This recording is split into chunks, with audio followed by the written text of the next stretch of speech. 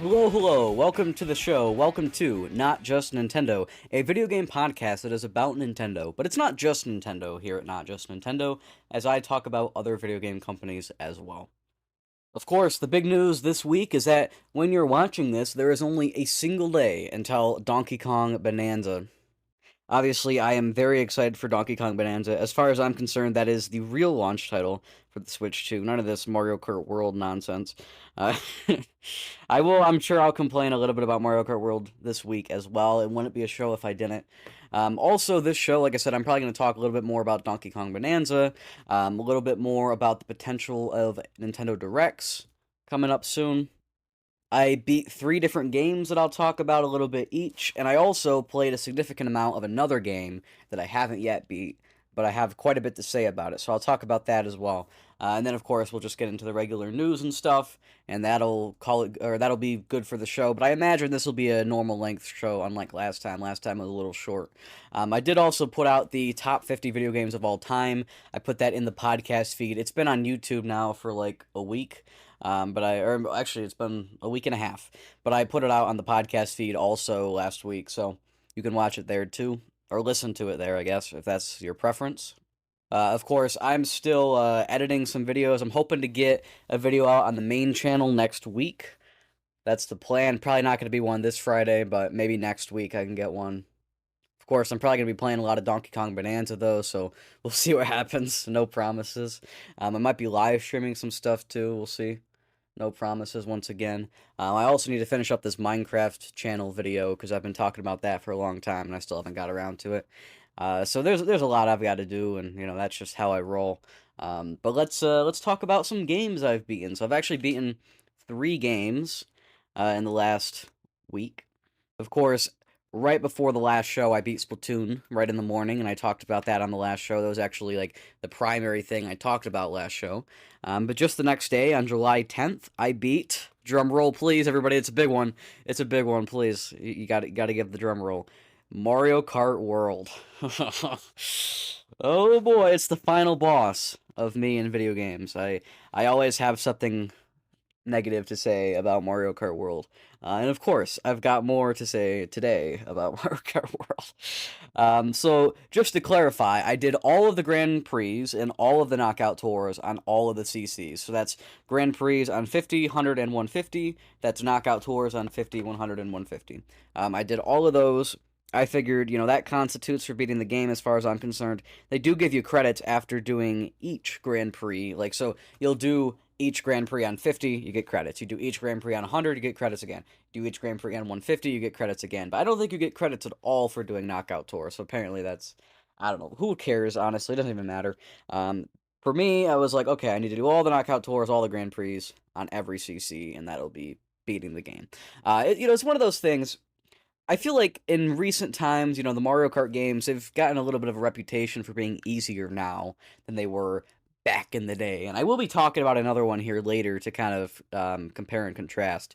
But I actually found Mario Kart World, especially on 150cc, I honestly thought it might have been a little tougher than some of the old Mario Kart games. I mean, of course, the kart itself controls much better. The game controls much better. It's much easier to actually to get around and to know what you're doing. And so, on some level, it's easier. But maybe I'm just crazy. But I felt like I think it's because there were 24 people. I feel like I was just constantly getting bombarded with items. I spent almost 3 hours trying to do one knockout tour. Because every time we would be coming up on the end, I'll have been in first place basically the entire race, right? And here's the problem with the Knockout Tour. If you don't get the gold on Knockout Tour, you've got to do it again, right? But it literally takes like 12, 15 minutes sometimes. Like, those Knockout Tours are long. And it doesn't matter what CC you're on, they're long. Like, they are very long. It's like almost more of an endurance race, which I guess is neat to some regard, but it gets pretty annoying sometimes, when, like, this is what was happening to me. It was on the Shell Cup, I think it was. And so I would, right at the beginning of the race, pretty much, within 30 seconds in the first lap of the lap, I guess, if that's what you want to call it, of the 6, I would get up to first place. And then I would go the entire race pretty much undisturbed. It's not that hard, I would stay in first place basically the whole time. But then right at the end, I'd be coming up on the finish line. I could see the finish line. and then there would be an item box towards the end of the race, and I would just get bombarded with every item in the game. Like, it's insane sometimes. You'd get bombarded with, like, shell after shell after shell after, a bomb after hammer after boomerang, like, everything. Everything would get you right at the end, and I found, like, I literally spent hours like this, where I would be first place the entire race and then lose right at the end, and I'd still get, like, second, but it doesn't matter because you've got to get first. So I found that excruciating, to be honest, excruciating. And so I think Mario Kart is a game that should have fewer racers. I know maybe this isn't like a common opinion, but I feel like 24 racers is just too much. You know, like, I'm not a big F-Zero fan. I'm not sure if that's why, but I'm sure it doesn't help.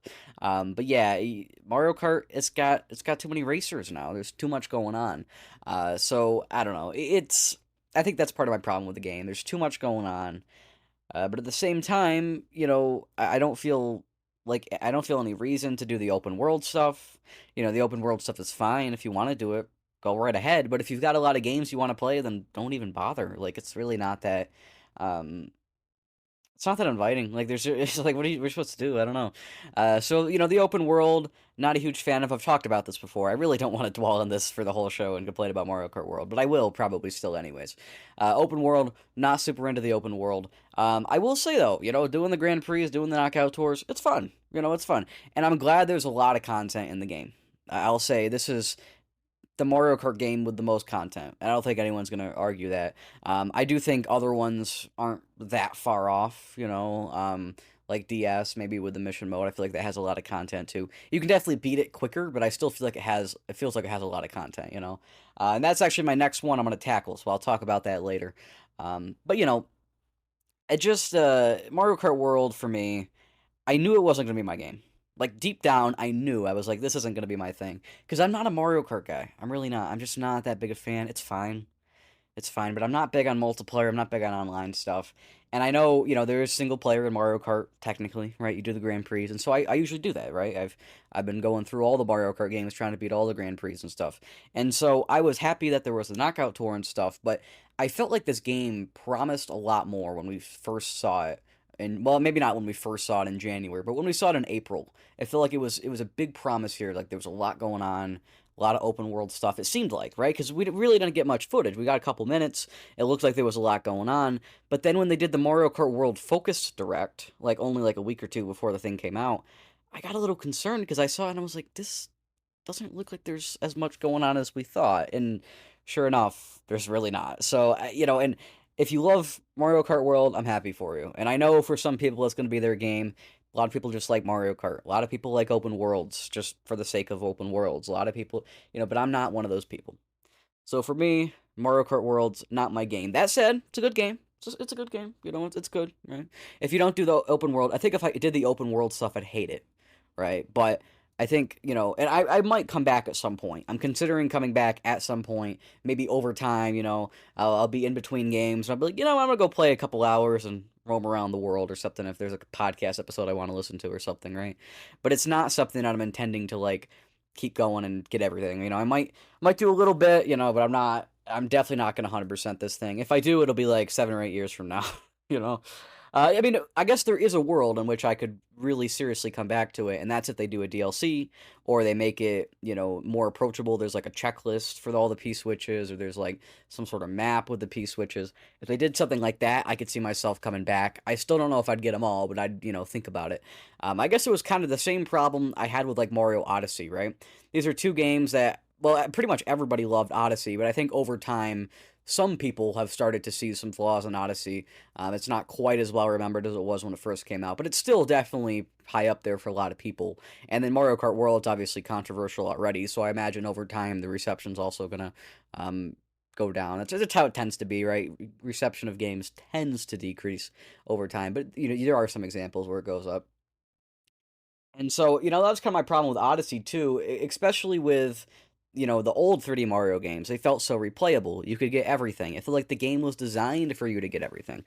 Every 3D Mario game, I feel like they intended you to get all 120 stars or whatever there are, like 242 in Galaxy, whatever it is. I felt like they wanted you to get everything. That was the whole idea. They designed the game to get everything, and then they're like, you know what? There's going to be some people that don't want to do it, so we'll allow them to beat it with, 2/3 of the things, right? But the designers, it really did feel like they wanted you to get everything. In 64, I don't feel like you've played the full game if you've only gotten 70 stars, you know? And so but Odyssey doesn't feel like that.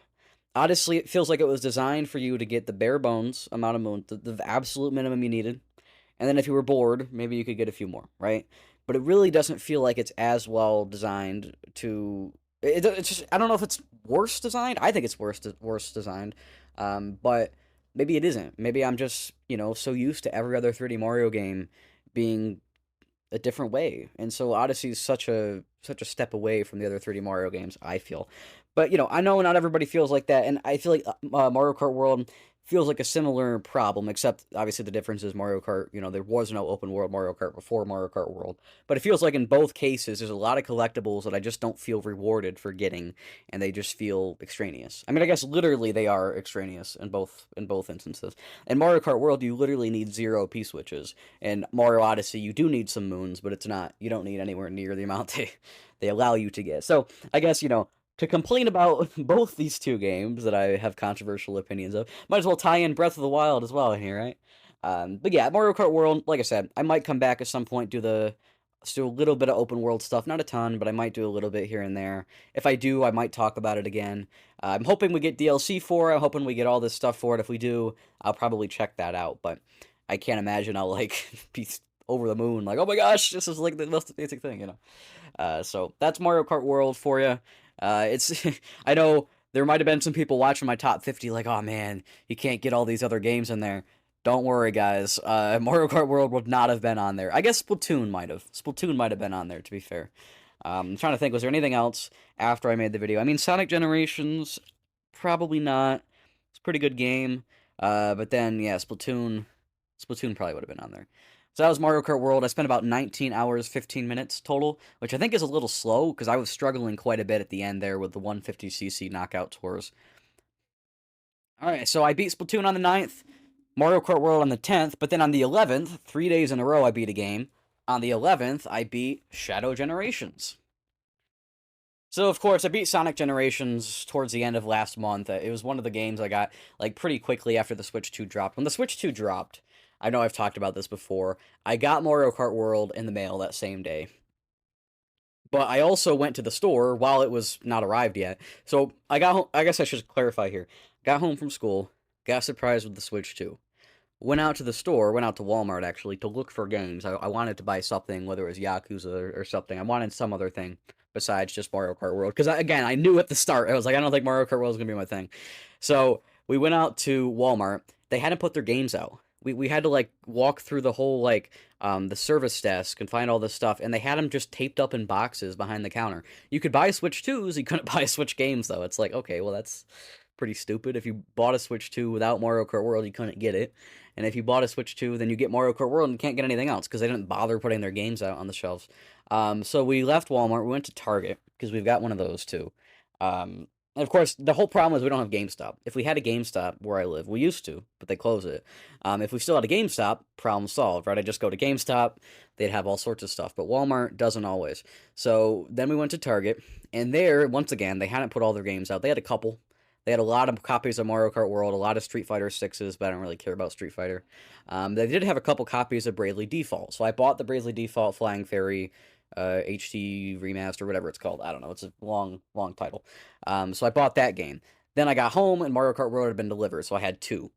Then about a week later, I went to Walmart this time when they had finally put their games out. They still weren't displayed properly until literally last week, so it's been a whole month till they finally decided to display them on a proper shelf. But I bought Sonic X Shadow Generations. So I beat Sonic Generations earlier last month, and now I've beat Shadow Generations. There's a lot of similarities between Sonic and Shadow Generations. I've described this before. It's like a Super Mario 3D World plus Bowser's Fury situation, right? So Nintendo put out the Super Mario 3D World plus Bowser's Fury I guess it's like a just a port, right, of the Wii U game back in 2021. I've played 3D World on there, it's cool. But to kind of sweeten the deal, they added Bowser's Fury. And Bowser's Fury is like a whole new mode. It's an open world, little 3D Mario game. It's quite short. I think I 100% of the thing in about 5 hours last year, so it's not a very long thing, but it's fun, And honestly, in some ways, it's better than 3D World. But overall, I think 3D World takes it just because it's got more content, right? A lot more content. But anyway, my point is they added an extra little game, and I think this is basically the exact same thing with Sonic and Shadow Generations. So Shadow Generations, similarly to Bowser's Fury, is like a 3D open world thing where you can go around. I will say it's not open world in quite the same way. Like it has a world that is open, right? So I guess in a way it's kind of open world, but you can't do things in any order, so it doesn't really feel exactly open world. But I think it technically is, right? But you've got to do the levels in the right order. There's a lot of collectibles around in the world, and those are like really wasn't bothered doing them, to be honest. Like, I guess that was my thing here. I wasn't gonna do any of the extra stuff, right? Like, you can beat every level and you can get like a better rank on it, right? If you beat the level fast enough, you get like an S rank or an A rank or a B rank, whatever. I was finishing some of these levels with like D ranks, and I'm like, I just don't care, Like, I will say at the end they forced me to redo a couple levels because I had too low of a rank.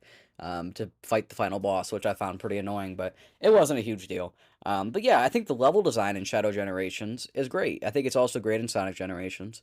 But yeah, Shadow Generations is a nice little thing on top of Sonic Generations. And to be honest, I know some people didn't buy Sonic X Shadow Generations when it came out last year because they'd already played Sonic Generations.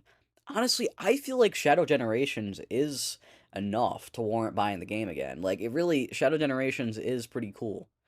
I didn't love everything about it, but I did like the boss fights. I liked the spectacle. I liked the level design. The level design, I don't think it's quite there with like the Mario platformers or the Kirby or the Donkey Kong platformers. I like those ones better, right? I like the Nintendo platformers better, but or even like Rayman, right? Um, but it's still pretty good. It's still decent level design. The bosses were fun, and like I said, I think really you're there for the spectacle. You're there for the cinematics and stuff, and they don't disappoint. They are quite good. The voice acting is not, but who cares? Whatever. I like Super Mario Sunshine's my second favorite game of all time. All right, I don't care about voice acting. Uh, I guess Metroid Other M coming soon, right? But anyways, so Shadow Generations is a solid game. I beat it in about 6.5 hours.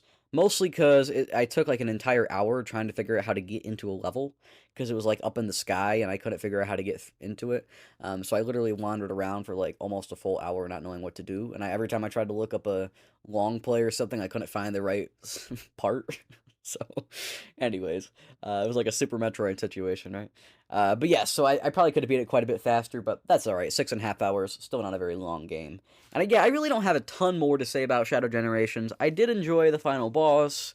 I don't think I have like specific like favorite levels or anything. I think Sonic Generations the levels stood out a little more to me.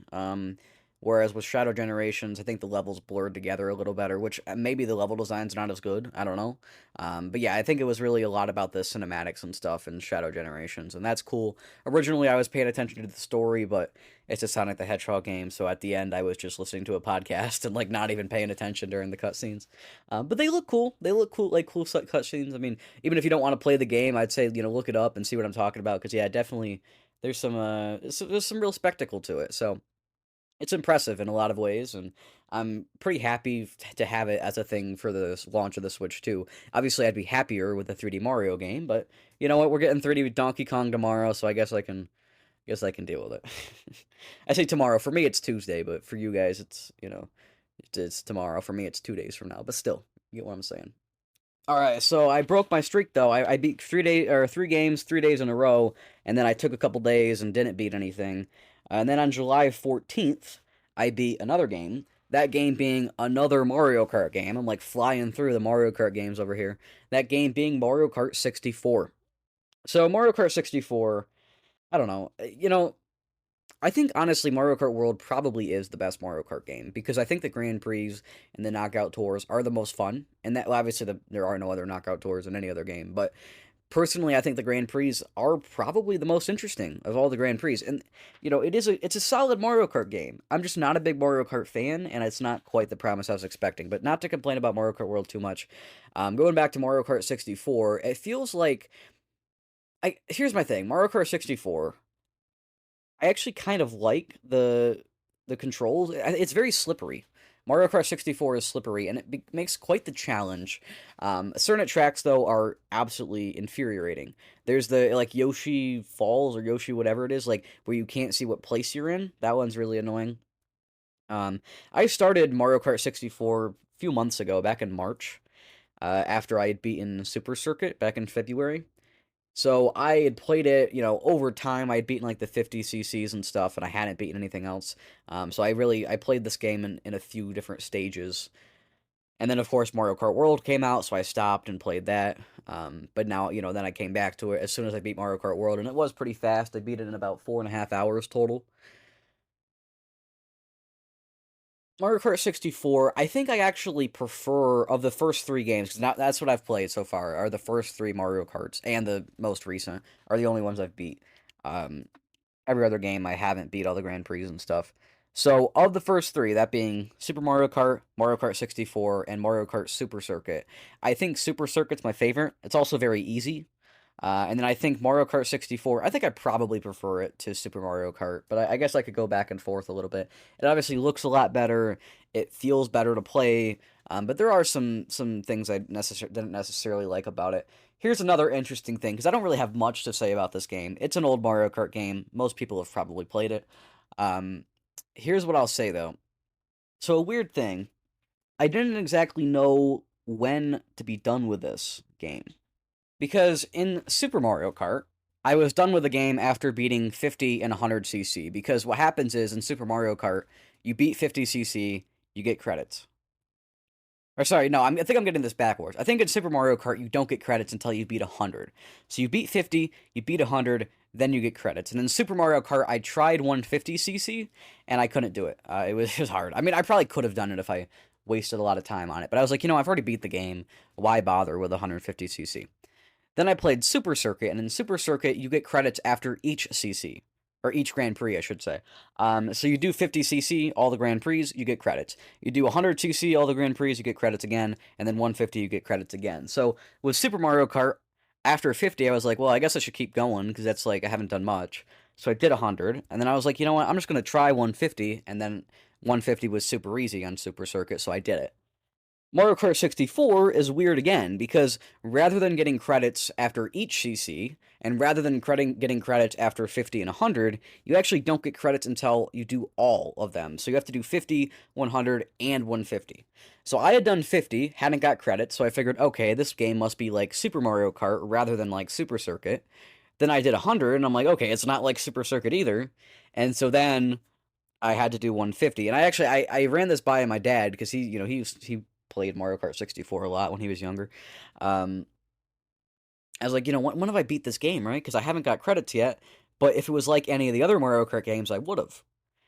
He's like, well, you got to do all CCs. I'm like, all right, fine, I'll do all CCs. So I did 50, 100, and 150. He wanted me to do mirror mode, but I'm not doing mirror mode. Nobody plays mirror mode. That's stupid. So I did 50, 100, and 150. I'd say that's beating the game. If you disagree, I don't care. I don't care. You can disagree. That's fine. So that's what I've played for Mario Kart so far. I've done Super Mario Kart, Mario Kart Super Circuit, now Mario Kart 64. The next one in line would be Double Dash. Double Dash is the only Mario Kart game I don't have, or at least don't have access to, right? Because all of the other ones I either have physical copies of, or I have them on Switch Online. And Mario Kart Double Dash, I don't. Mostly because it's like $500 on games. It's not $500. It's like 60 or 70 or something. It's pretty expensive, though, for a Mario Kart game. And I really don't like Mario Kart, so I'm not too bothered about it. So it's pretty expensive, and it's not on Switch Online yet, but it will be soon, I'm assuming. I'm guessing it's going to come next year. It's probably going to be in the second wave of games announced for GameCube. That's my assumption. So I will play that when it drops on Switch Online. But for now, that means I can play Mario Kart DS on the DS. Actually, I probably play it on the 3DS. I can play Mario Kart Wii, probably on the Wii U. And then I can play Mario Kart 8 Deluxe with all the DLC, because I finally have the DLC. Obviously, I'll do that on Switch too. Oh, and I forgot Mario Kart 7 as well. Mario Kart 7 on 3DS as well. So, yeah, the only one that I don't have, can't play, is Double Dash. I'm still waiting on that. So I talked about all the games I beat in the last week, but I did also play quite a bit of another game That game is Yakuza 0 Director's Cut on Switch 2. Now, I played Yakuza 0 for the first time back in January. I had bought it on PS4, Yakuza 0, and I played like 2 hours of it, and I'm like, this is kind of neat. But then I kind of got away from it. I say in January. I think it was actually more like February or March, actually, now that I'm thinking about it. I bought it in January, started it in February or March, maybe even March. And then I played it for a little bit, kind of got away from it, and then it was announced in the April presentation for the Switch 2 on April 2nd. And I was like, oh, wait, I should just stop and I should buy it on Switch 2 when it comes out, and then I can play it there. And so that's what I did. Although I guess I was like a month late on Switch 2, which is fine. Yakuza 0 Director's Cut is not something I have to be there day one for, but I'm glad to have it now, and I'm playing it, and I've played almost 9 hours of it so far, and it's great. It's a fantastic game so far. Um, so yeah, Yakuza, you're in a city in Japan. It's an open world. I'm sure many people are familiar with Yakuza, or at least understand the basic idea. But you play as a dude who's in the Yakuza, and then he's not. It's a whole thing. And then apparently there's another dude. So the main guy in the series is Kiryu, as far as I know. I'm not very knowledgeable on Yakuza. So you start the game as him, and then all of a sudden you start playing as this other guy that I didn't realize was in the game. So I'm guessing you kind of go back and forth through the game. I'm in chapter 4 of 17, so I've got quite a ways to go. We'll see what happens. I think, Yakuza, the story is compelling. The fighting, like the action, the combat itself is quite fun. The I think one of the best things about Yakuza are the side quests in the open world. You'll be going towards a main objective, and then all of a sudden you'll see somebody on the street, and you've got to do something for them. And so some of them were great. Like one of the earlier ones I did was with the first guy that you play as. And there was a kid who was like waiting in line to pre-order a video game because this takes place in the early 2000s, like about when it came out, about when the game originally, or about when Kiwami originally came out, I should say. So there's a kid trying to pre-order a video game, and you find them, you talk to them, they're pre-ordering their video game, whatever, right? Later on, you stumble across them again. Once you pass that same area for the second time, no matter when you do it in the game, this happens. And somebody comes up and steals the game from the kid. It's like a high school student. So you go up, talk to the kid, and Kiryu is like assessing the situation. He's like, all right, so some punk high school kid stole it from this little kid. All right. Then he goes, you chase down the high school kid, you beat him up. But then you find out that actually a high school kid got the game stolen by some other dude. I think it was like some sort of like businessman. So then Kiryu's like, okay, so a businessman stole a game from a high school kid who stole a game from the little child. Okay. And then you chase down the businessman. And then after you beat up the businessman, you find out that it was stolen by a Yakuza. So now it's like, okay, there's a Yakuza who stole from a businessman who stole from a high school punk who stole from the little kid. And then you have to go beat up the Yakuza, and then you get the game back for the kid. But it was just the game is just it's ridiculous. It's crazy. It's absurd, and I'm here for it. It's hilarious. It's fun. It's just fun. It's fun. It's a longer game. How long to beat said 33 and a half hours. I think so far I've been moving a little slow, so it might actually end up being more like 40 for me. We'll see what happens. But that's all right. I'm having fun with it. I will definitely be playing it a little bit less tomorrow when Donkey Kong Bonanza comes out. So don't expect that I'm gonna have beat it next week or 2 weeks or 3 weeks. It could be a little while. But I might talk about it again because it's a fun game. It's a good game. So my hope is that since they've put out Yakuza 0 on Switch 2, that they'll go through and put out the other ones. Because Sega's third-party support on the Switch 2 has been quite good, I think. It's only been a month. They put out Sonic, they put out Yakuza, they put out Raidu. That might be it, or maybe there was something else as well. But that's quite a bit just for a month, right? There's the Raidu remaster.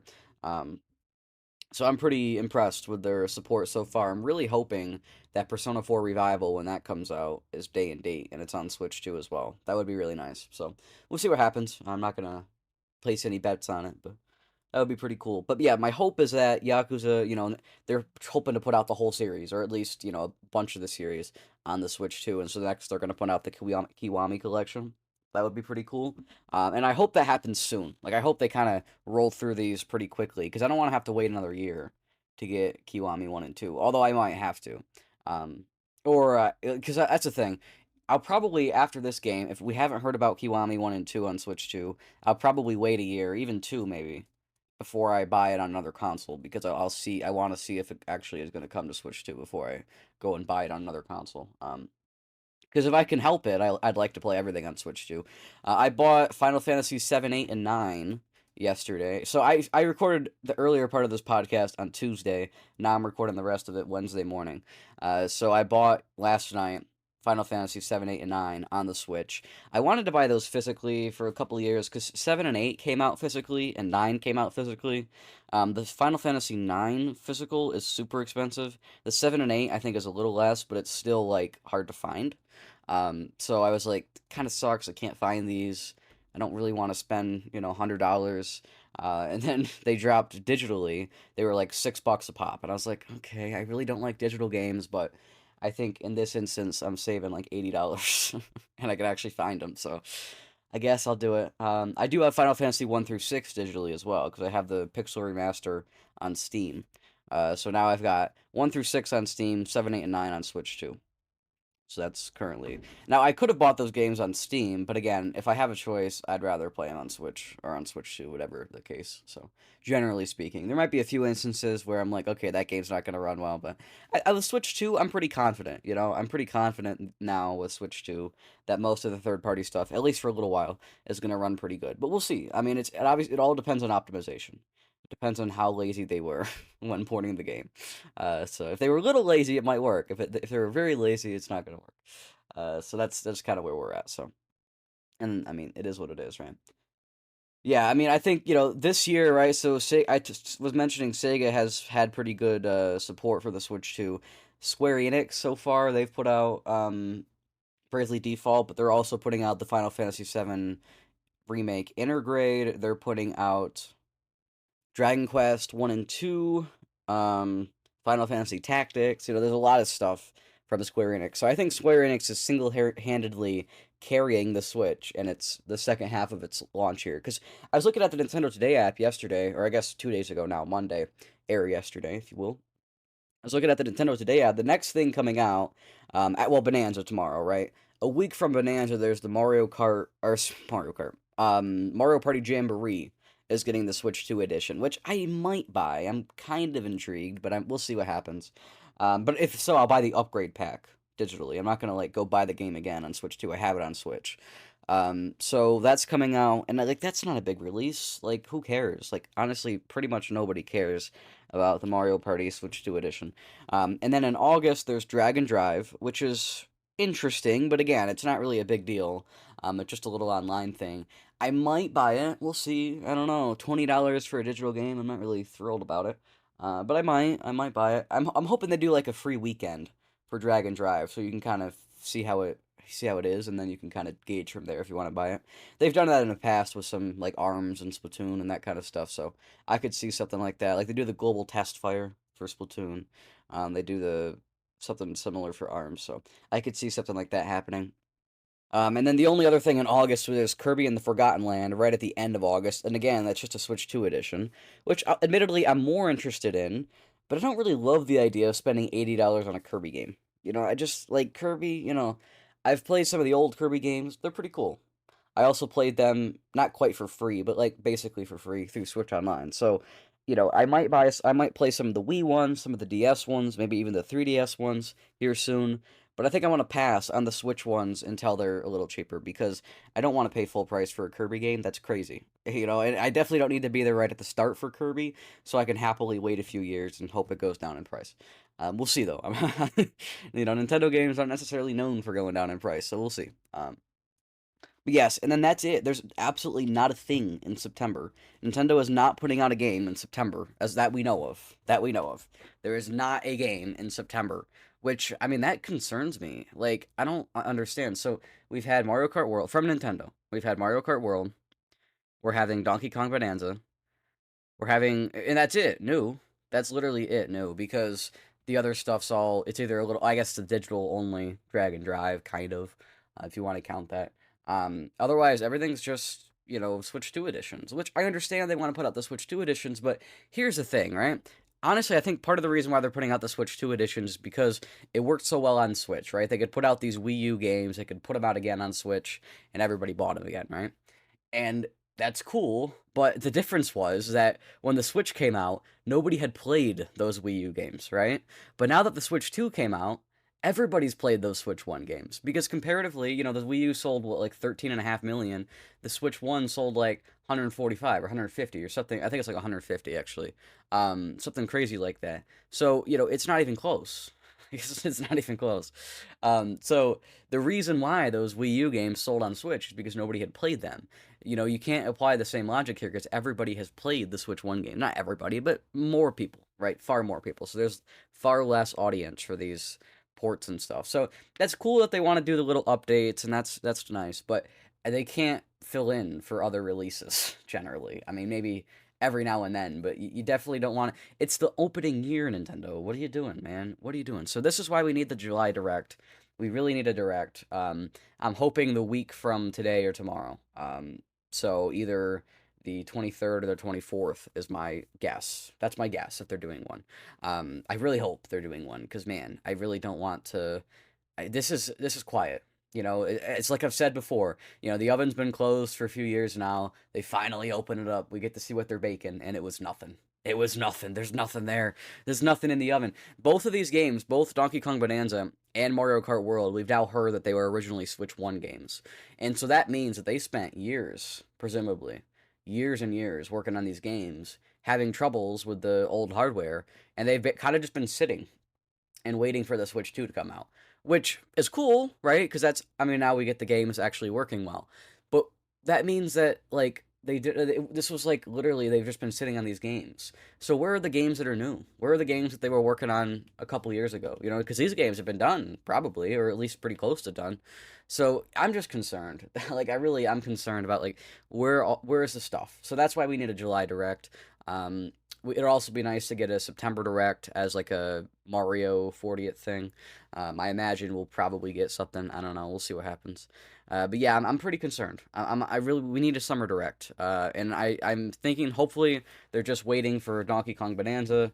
They don't want to interfere with that, and they're going to do it next week after Bonanza. I'm sure the Mario Party Jamboree Switch 2 edition isn't a big enough deal to postpone a Direct over. But if it is, then maybe they could do it on like the 30th, the 31st, whatever it is. They could maybe do it right at the tail end or right at the beginning of the month, maybe in August. Whatever the case, we really need a Direct. Probably two, because we need one in September as well. But that's not for a little while, so that's okay. But yeah, we really we need some announcements here. This is pretty rough. All right, so I guess that's going to do it here for the opening segment. Let's take a little music break and we'll come back and talk about some news about video games and cool stuff like that. See you all in a moment.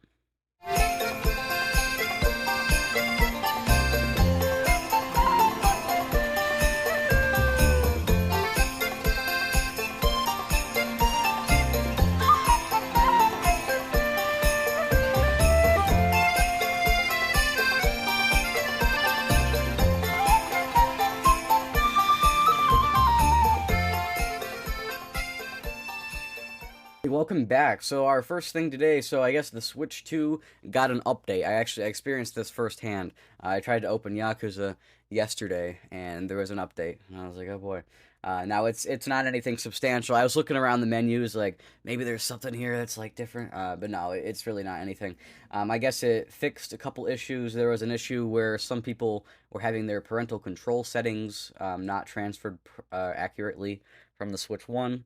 And I guess that's been fixed. There was an issue where sometimes it wouldn't connect to internet. In the system settings, it would say searching for networks. And then also general system stability improvements to enhance the user experience, which is like the least specific thing I've ever heard. But that's how patch notes go, I suppose. So I don't know what the update was about. I don't think Nintendo knows what the update was about. Who knows? Who cares? Whatever. But I guess it's interesting that they're rolling out one of the first big updates here. I say big. Again, it wasn't big, but it was one of the first updates console-wide. So that's kind of interesting. Oh, so speaking on my July situation, my thinking there's a Direct in July. Nate the Hate, obviously Nate the Hate gets a lot of attention. He always is talking about it. He's I feel like he's been mostly accurate, right? I believe that's feel like that's been mostly accurate. But he also has gotten some criticism. I guess now he's saying that there is a direct slated for this month. He says, it is the $1 million question. I've been told there is a direct this month, the month of July, but that direct will not take place until after Donkey Kong Bonanza releases, which is what I agree. I'm pretty sure that's what's holding it up to. Beyond that, I have no additional information. I do not have information as to the exact timing at this point, which makes sense. But that said, it launches on the 17th, Bonanza, so, that doesn't leave us a whole lot of July left. So you would think it would be pretty quickly. Also, there's a Pokemon Presents on the 22nd, which I'm guessing is probably just going to be talking about Pokemon Legends ZA is probably pretty much all that's talking about. So that's cool, but I'm a little I'm thinking like could when could that happen? When could the direct happen? Because the 22nd is a Tuesday. So I could see it being like the 23rd or the 24th still. I don't know if they do it back to back days, but like the 24th, because I guess there's a earners meeting or something. There's like a yeah, earners meeting or whatever on the 1st. So I think they would wanna before they release that on the 1st, I think they would want to do a direct. I think that would be a good time. So, I mean, I guess it's possible they do an early August direct, but honestly, I think a late July direct is more likely. Which in that case, I mean, we're talking here next week we could have a direct. So, here's what I'm gonna say as far as a direct. I really hope there's a direct next week. If there is, I'm gonna hope to live stream it. That's my plan. And if I can, I'm hoping to make a bonus episode of the podcast for the direct. But if it happens on like a Tuesday, like if it happens the same day as the Pokemon Presents, then I'll just put it in the regular podcast episode. I doubt that'll happen though. If it happens on Wednesday, then we'll see. I'm guessing it'll probably be its own episode, and I'll probably put out 2 episodes on Wednesday. One about the direct, one about just the regular show. If it's on Thursday, then there'll definitely be a bonus episode Thursday, maybe Friday. And so that's my plan. I think there will be a bonus episode again, unless it happens on Tuesday, in which case, I could just put it in the regular episode, and that's fine. We'll just have a longer episode. But yes, that's the plan. Hoping to do a bonus episode if that happens. I'm really hoping that does happen because man, we need some games. We need some games. It's rough. It's a rough situation out here. So that's kind of where we're at. Nate the Hate. I don't really follow leakers too much. But I've heard of him. So if he thinks there's a direct this month. I like that idea, so we'll see. We'll see. Supposedly, Square Enix is prepping a remake of Dragon Quest VII, according to GameSpot, which is cool. Dragon Quest VII, it's definitely one that could be remade. So, Dragon Quest III, the HD 2D remake, the producer, Masaki Hayasaka, if that's how you say that. That might be how you say that. Who knows? He said earlier this year, this is according to GameSpot, that he would love to tackle Final Fantasy VI next. Which, by the way, Final Fantasy VI Remake, I'm down. Let's do it. Hayasaki made it clear it was just his personal preference, while not also noting that the beloved RPG was a major reference point for Octopath Traveler, the first HD 2D game. This wouldn't be the first time Square Enix has updated Dragon Quest VII either, says GameSpot. They did one on the 3DS. Yep. Alright, so we get the idea. But I guess the point is, so supposedly there is a remake for Dragon Quest VII. That's cool and all, but I'm kind of a little confused because, like, if we had Dragon Quest III, if we're getting Dragon Quest 1 and 2, wouldn't the assumption be that they'd remake, like, 4, 5, 6, right? I mean, like, because there's a whole trilogy there. So I don't know much about Dragon Quest. But I know that there's, like, one trilogy involving one hero, and that is 3, 1, 2. That's the order of those. And then there's another trilogy, which is 4, 5, 6. And that's, like, a whole nother story, self-contained. 7, I assume, is part of another trilogy of some sort. But are they really going to skip that full 3 games there and remake 7? I mean, I guess they could, right? There's nothing stopping them, but it seems a little strange. I don't know. Maybe that's just me. I'd like, personally, if they were all remade, other than, like, I think it's 10 that's the MMO, so we don't need that one. But otherwise, maybe it's 9. Whatever it is, there's one that there's an MMO. So, I could see that one not getting remade. But otherwise, I think we should have the whole series remade up until, like, 11S, because 11S is on current platforms and stuff. So, because that way I could play all the games. That would be great. I'd love to play all the way through Dragon Quest. But we'll see what happens. I read this the other day. I don't know all the details. I'm not sure how this happens, but I guess there was a listing for the copyright of a Donkey Kong movie from the Mario team or like the Mario movie guys, the Nintendo Pictures and Universal LLC. Again, I don't know. I don't know how that happens. I can't actually find the article anymore. I found it, but it like won't load properly. I don't know if the article got taken down or what. But whatever the case, I guess there was some sort of listing for a Donkey Kong movie. I guess I don't know if that means for sure that it's happening. Like I could see maybe a world where it doesn't happen, but I think the idea is that it probably is happening, a Donkey Kong movie. Which, by the way, I've been thinking there's going to be a Donkey Kong movie for a while. That does make sense, especially now with the with Bonanza coming out. I'm gonna assume that when this movie's gonna come out, probably like 2028 is my guess, right? I mean, give them a couple years. They don't want to put it out the same year as Zelda. I guess they could, right? They could put it out next year, 2027, or 2 years from now. Sorry, 2027. I guess actually, yeah, they could put it out 2027 because there's April 2026 is Mario 2, um, and then like March 2027 or something like that is Zelda, or maybe I think it's May now. I guess yeah, maybe they could put it out 2027, late 2027, or they could put it out early 2028. Whatever the case, I'm gonna guess early 2028. But yeah, whatever the case, we could see a Donkey Kong movie in a few years. That's cool, but we'll talk about it in a few years because it's not really too relevant right now. But I am happy that Nintendo's branching out and they're making more movies and stuff. This Nintendo Pictures project seems to be going pretty well. I'm hoping like a Luigi's Mansion movie we could get out of this. Maybe we could get like more properties, right? I don't know, like a Metroid, or like I don't know if Metroid would be popular enough to warrant a movie. I don't really know, but I'm definitely excited about that. I guess the director of Final Fantasy says he's not sure when or if the mainline series will return to turn-based combat. I'm gonna say right now, I don't think the game will ever return to turn-based combat. But I guess somebody asked him, and he said it wasn't a clear-cut answer as to whether or not it'll ever go back. I'm assuming they're not planning to ever go back to turn-based combat with Final Fantasy, but I'm guessing they're just not ruling it out because of the potential possibility that they could do something like that. Ghost of Yotoi. It's getting the limited edition PS5. It actually looks amazing. If you haven't seen the Ghost of Yotoi PS5, you need to look it up. It's great. There's like two options. There's one that's like a black mountain, and one that's like a gold mountain.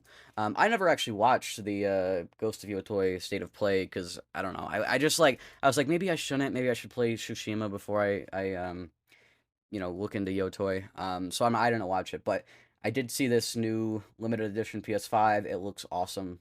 You guys should see pictures of it if you haven't, because it's a really cool looking PS5. They do pretty good special editions. I'll give them that. So there's some of the special editions are pretty good. A lot of the PS4 ones were pretty good.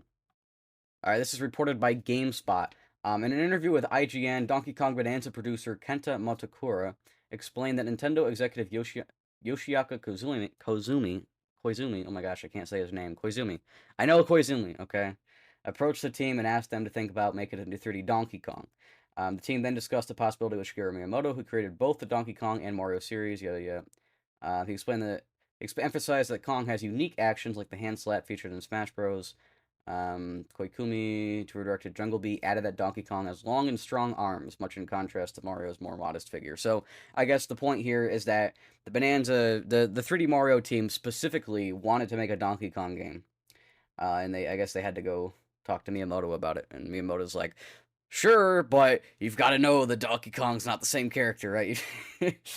you've got you've got to remember he's a different guy. So I don't know, but yeah, I guess apparently I'm assuming they were probably planning on making a 3D Mario, and maybe they ran out of ideas, or they wanted to take a different route this time, so they're making Bonanza instead.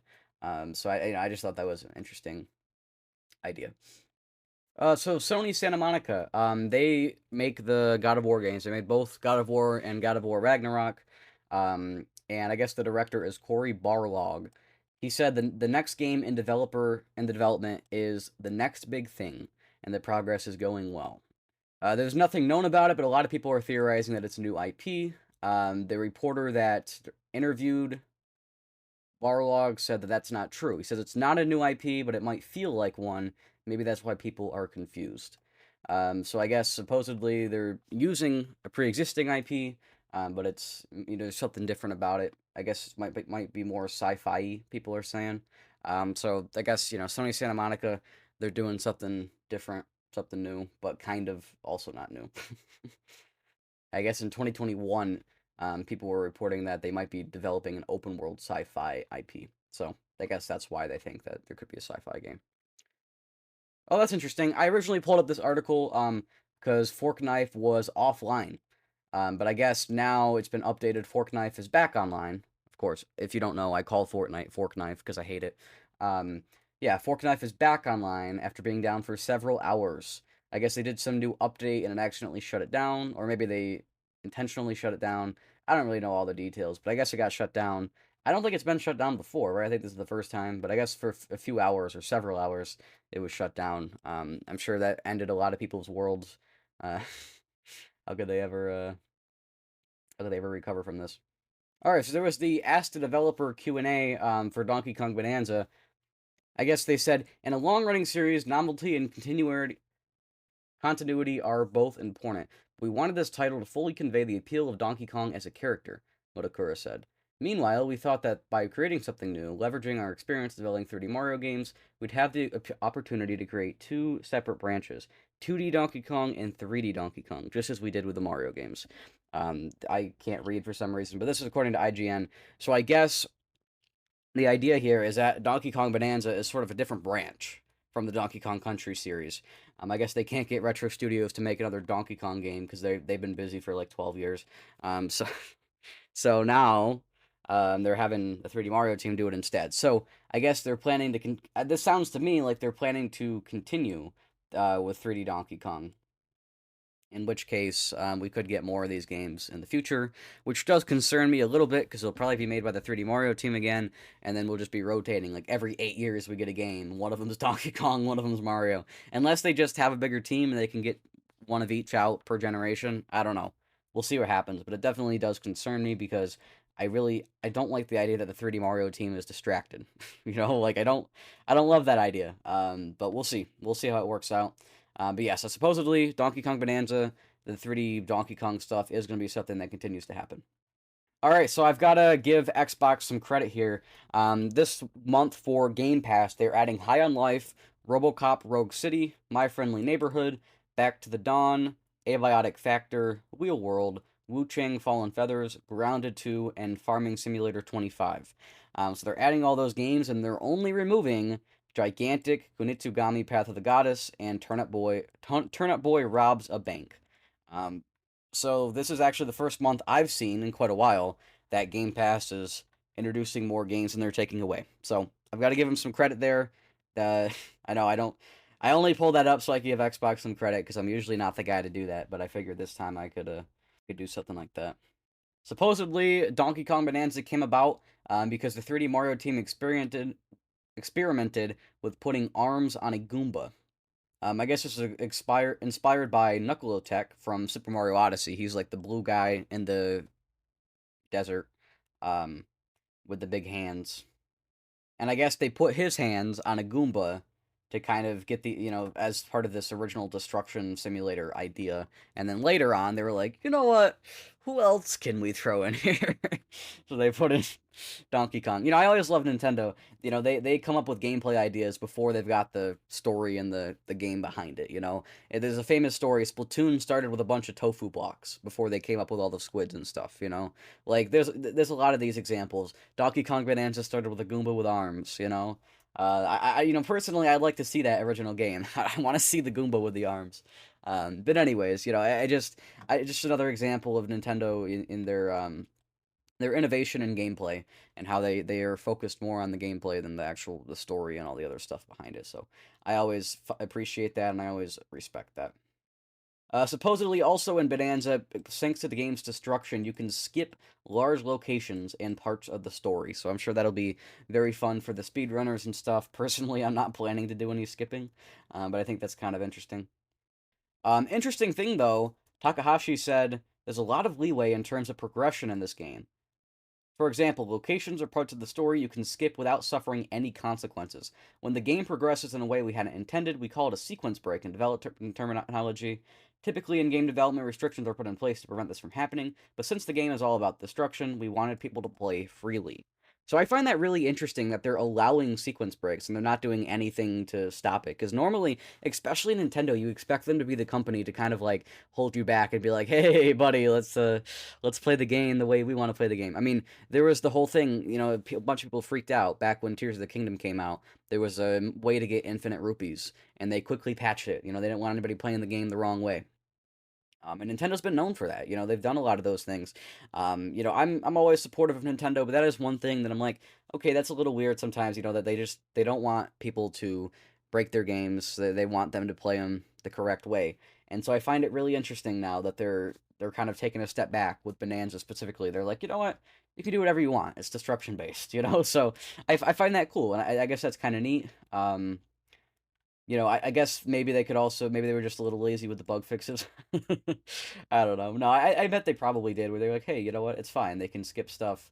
That's the whole point here. You destroy through some things. You just skip some stuff. But yeah, I just thought that was interesting that they're Nintendo's loosening up a little bit on some of that stuff. So they've been loosening up on a lot of their old practices, and I'm not sure that's always a good thing, but sometimes it's a good thing.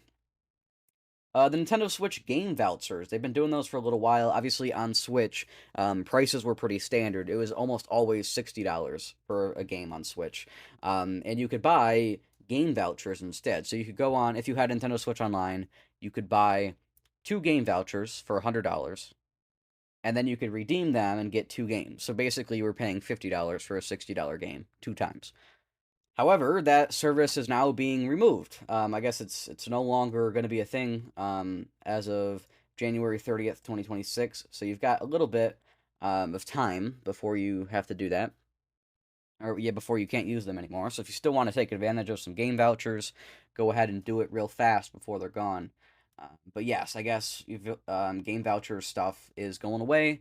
I'm not really entirely sure why they would do that. I guess probably because the prices are so variable now, right? Like if the game vouchers were going to stay $100, right? Then you could get like Mario Kart World and Bonanza and save $50. Or you could get like Bravely Default and Yakuza and then you paid $10 more than you had to, right? So it's just because I think because prices are so much more variable on Switch 2 so far, I think that's why they're doing this game voucher. I think that's why game vouchers are going away. And I don't think that's really a big deal. I'm sure there's probably some people that are upset about it because there's probably a lot of people that do use the game vouchers regularly. But yeah, I'm guessing that's why they're doing it. So King, they make a bunch of mobile games. They used to make a bunch of bubble shooters and stuff. Um, King Activision Blizzard bought King, or maybe they merged with King, whatever the case. So there was Activision Blizzard King was a company, and then Microsoft bought them. So it was like Microsoft, Activision Blizzard King. I guess if you want to keep adding to it. But yeah, so King is now in the Microsoft wheelhouse. I guess in the most recent round of layoffs, a bunch of King staff was laid off, and they were replaced by AI tools that they helped to train. What an apocalypse we live in. So Microsoft, I gave Microsoft a little credit earlier. I've got to take some of that away now. So apparently, and this is all speculative. I don't think we don't know for sure that it's true. But there's some pretty good evidence to back it up, I guess. So people at King were laid off and replaced by AI tools that they helped to train. Uh, I don't think I need to go into tons of detail there to explain why that's ridiculous, but that is pretty ridiculous. And if I was somebody who worked at King, I guess I wouldn't be anymore. I would be pretty upset. I would be pretty upset. So yeah, I guess we'll just move on from that. That's my weekly thing this time to complain about Xbox.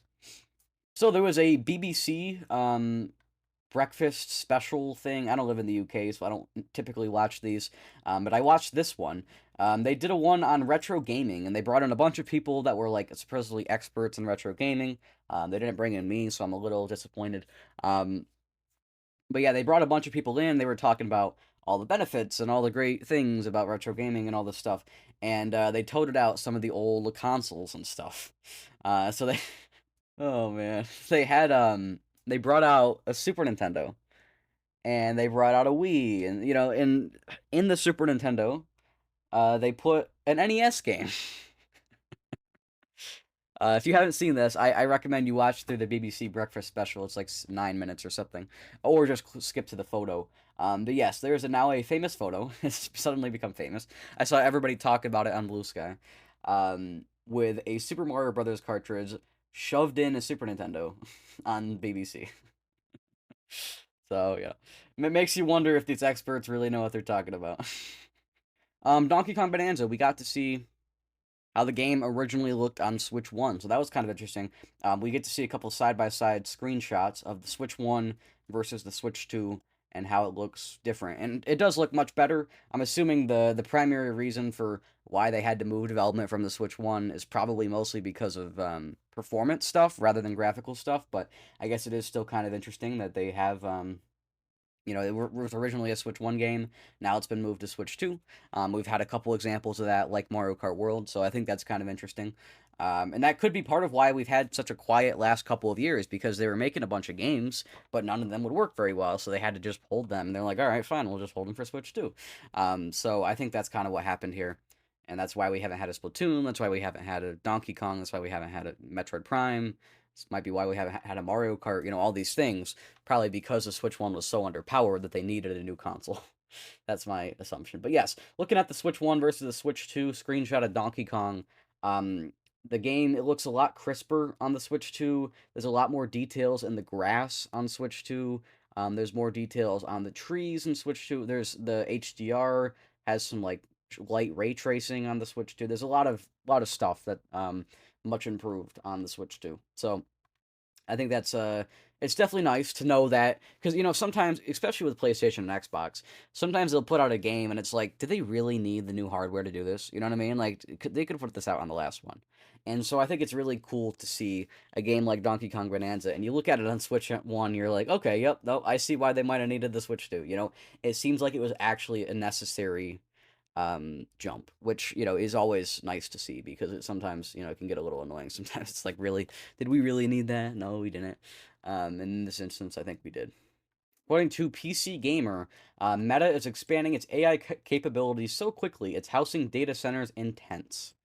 Apparently, yeah, there are some places where some of their AI infrastructure and their data centers are being housed in tents. So I guess that tells you, they're expanding AI too quickly. I just thought it was a funny story. Dragon Quest 1 and 2 HD 2D remake. I talked about this earlier. I guess it's going to be on Switch 1 and on Switch 2, but there's not going to be any sort of upgrade path from the Switch 1 version to the Switch 2 version. We've seen that a few times now, like with Sonic X Shadow Generations. You could buy it on Switch 1, you could buy it on Switch 2, but there was no upgrade between the two. I think we're going to have to expect that from a lot of the third-party stuff. They're probably not going to have upgrades for a lot of the Switch 1 games to Switch 2 for the third party stuff. I think it's mostly just going to be Nintendo. There might be a few other situations, like we saw No Man's Sky had a free upgrade pack, but it seems like a lot of them are going to have no upgrade pack at all, or upgrade path at all. Kotaku claims that getting Donkey Kong Bonanza to run at 60 frames was important for Nintendo, according to this developer interview. That makes sense. 3D Mario games are always expected to run at 60 frames, and so it makes there's no reason why Donkey Kong would get any different treatment. It makes sense that they would do that. The 3D All Star Mario 3D All Stars got a free update, a little update to, I guess, patch out some bug fixes, supposedly make things run a little smoother. I guess there's a couple things that on Switch 2, a couple Switch 1 games on Switch 2 that don't run super well. Apparently, Super Mario Galaxy in the 3D All Stars collection didn't run super well, so they fixed that. And then I heard F-Zero 99 also doesn't run super well on Switch 2, and I don't think they fixed that one quite yet. But yeah, so I guess they fixed the 3D All Stars collection mostly just so Galaxy would run a little better. I guess the funny thing about this is that you literally can't buy the game anymore, and they bothered updating it for Switch 2. So some people are kind of mad about that. They're like, why would you even do that? You can't even buy the game. I think it's still kind of nice that it's interesting. I like that they still recognized that, there are people that play the game on Switch, the people that bought it originally, and they're like, you know what, we'll still throw these people a bone. I think it's actually a good thing that they still did it. But I can't admit that it is quite funny that they upgraded a game that you can't even buy anymore. So I guess that was all I had for news today. I know I ran through some of those last ones pretty quickly, but I felt like we were getting a lot of the same information, and also I'm just like losing it. Like my tongue and my lips are not working together.